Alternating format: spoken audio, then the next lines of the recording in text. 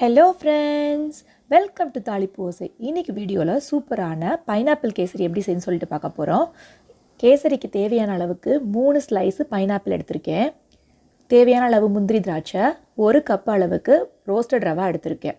கடாயில 3 டீஸ்பூன் அளவுக்கு கீ சேர்த்து அது மெல்ட் ஆனதுக்கு அப்புறம் முந்திரி திராட்சையை வறுத்துக்கலாம்.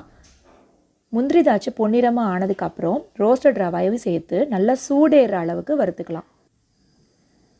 ரவா நல்லா வறுபட்டதுக்கு அப்புறம் கட் பண்ணி வச்சிருக்க அன்னாசி பழத்தை எடுத்துக்கலாம். அன்னாசி பழம் வந்து நான் 1:1 அப்படிங்கிற ரேஷியோல தான் எடுத்திருக்கேன். அதை இதோட சேர்த்து நல்லா வதக்கிக்கலாம். இப்போ சூடு பண்ணி வச்சிருக்க தண்ணி இதோட சேர்த்துக்கலாம். சூடு பண்ணி வச்சிருக்க தண்ணியை சேர்த்து நல்லா கட்டி இல்லாமல் இதை நல்லா கலந்துக்கலாம். தண்ணி சேர்க்கும் போது அடுப்பை சிம் பண்ணிட்டு சேருங்க. இதை நல்லா கலந்து கொடுத்துடலாம். இப்போது கொஞ்சமாக ஃபுட் கலர் சேர்க்குறேன்.